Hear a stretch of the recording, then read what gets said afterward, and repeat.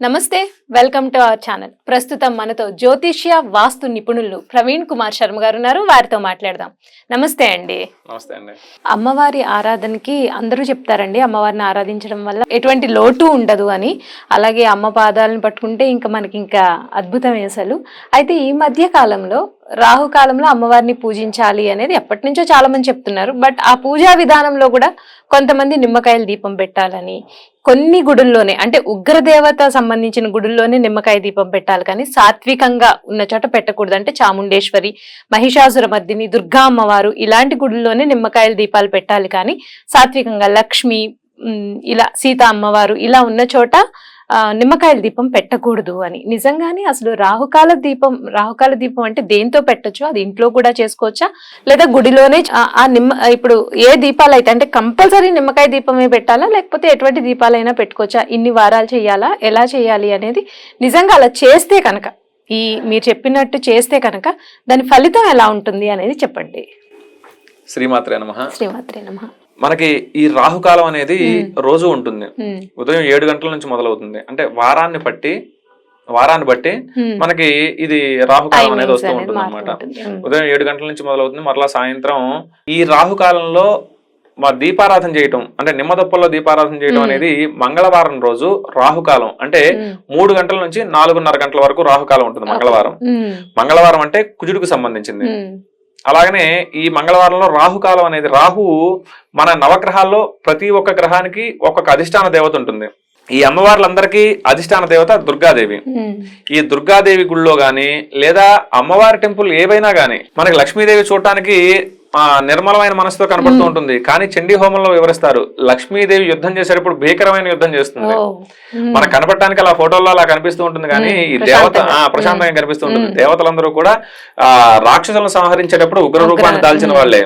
కాబట్టి ఏ దేవత గుళ్ళోనైనా గానీ ఈ రాహుకాలంలో అంటే మంగళవారం రోజు ఉదయం అంతా ఉపవాసం ఉండి మాధ్యాహ్న కాలంలో 3 గంటల నుంచి 4:30 గంటల వరకు రాహుకాలం ఉంటుంది. ఆ సమయంలో దేవాలయానికి వెళ్లి ఉపవాసం ఉండి దేవాలయానికి వెళ్లి మంగళవారం 7 నిమ్మకాయలు కోసి ఆ నిమ్మరసం పిండేసిస్తే మిగతా వాటికి వాడుకోవచ్చు. ఆ నిమ్మకాయలని దుప్పల్ని వెనక్కి తిప్పి దాంట్లో ఆవు నెయ్యి వేసి ఎర్రవత్తులుంటే మంచిది, కుజుడికి సంబంధించినవి కాబట్టి.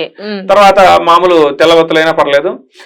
వేసిన తర్వాత అవి వెలిగించి ఆ దీపాలు ఎంతవరకు అయితే ఉంటాయో అంతవరకు దుర్గాదేవికి సంబంధించినవి స్తోత్రం చేసుకోవటం గాని, అలాగనే రాహువుకి సంబంధించిన స్తోత్రం చేసుకోవటం గాని, దాని తర్వాత కుజుడికి సంబంధించినవి అంటే రుణబాధలు, అప్పులు ఏమైనా ఉన్నా ఈ నిమ్మకాయ దీపాలు పెట్టుకోవడం వల్ల అప్పులు ఏమైనా ఉన్నా, ముఖ్యంగా ఆరోగ్యానికి సంబంధించి ఆరోగ్య బాధలు, అలాగనే ఈతి బాధలు అంటే మనిషి పుట్టినప్పటి నుంచి పోయేంత వరకు కూడా ఏవో ఒక విషయం గురించి బాధలు ఉంటూనే ఉంటాయి.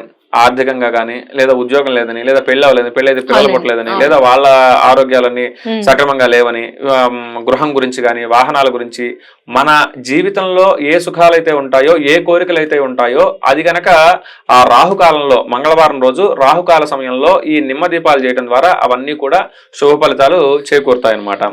తర్వాత శత్రు నివారణ.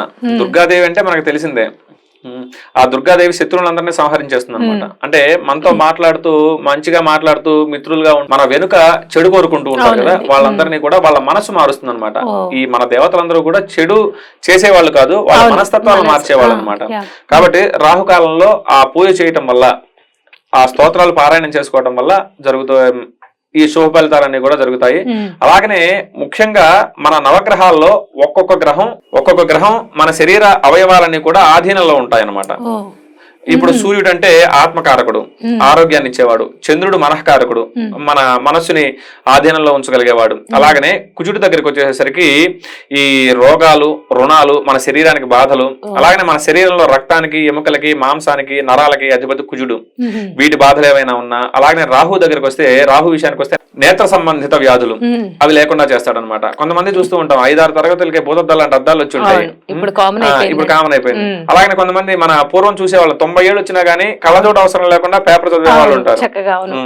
అది రాహుగ్రహం ద్వారా కలుగుతాయి అనమాట. అలాగనే కాలసర్ప దోషాలు ఏమైనా ఉన్నా, ఈ కాలసర్ప దోషాలు పోవాలన్నా, అలాగనే విదేశీయానం చేయాలనుకున్న వాళ్ళు, ఇప్పుడు ఫారెన్ వెళ్ళగలిగిన వాళ్ళు, వెళ్లే వాళ్ళందరూ కూడా రాహుగ్రహ అనుగ్రహంతో వెళ్తారు అనమాట. ఈ రాహు అనుగ్రహంతోనే, ఆ రాహు మన జాతక చక్రంలో సరైన స్థానంలో ఉంటే, ఆ రాహు అనుగ్రహం ఉంటేనే విదేశీయానం చేయగలుగుతారు అనమాట. అలాగనే ఈ రాహుకాలంలో మంగళవారం రోజు 7 వారాలు 7 వారాలు 7 వారాలు మన కోరిక ఏదైతే 7 వారాలు 7 నిమ్మకాయల 7 నిమ్మకాయలు కోస్తే 14 వస్తాయి. 14 డొప్పల్లో కదండి. అవునండి. 7 వారాలు 7 నిమ్మకాయలు కోసి 14 దుప్పల్లో మనం దీపారాధన చేసుకోవచ్చు. 7 మంగళవారాలు, ఈ మంగళవారం ఈ రోజు నేను మొదలు పెట్టాను అని చెప్పి ఒక కోరిక, మన కోరిక ఏదైతే ఉంటుందో అది మనస్సులో సంకల్పం చేసుకొని అమ్మవారి గుళ్ళకి ఏ గుడైనా పర్లేదు, ఏ గుడికైనా వెళ్ళి ఆ రాహుకాలం సమయంలో 3 to 4:30 అంటే ఆ సమయంలో మధ్యాహ్న సమయంలో అమ్మవారి గుళ్ళన్నీ కూడా క్లోజ్ చేసి మనకి తెలిసిన గుళ్ళు ఏవైనా దగ్గరలో ఉన్నవి చూసుకుని గ్రామ దేవతలైనా పర్లా. ఈ దేవతలందరూ కూడా దుర్గాదేవి అంశతోటి వచ్చిన వాళ్ళు. ఇప్పుడు దుర్గాదేవి ఉంది, ఒక నది ఉందనుకోండి, ఒక కృష్ణానది తీసుకుందాం.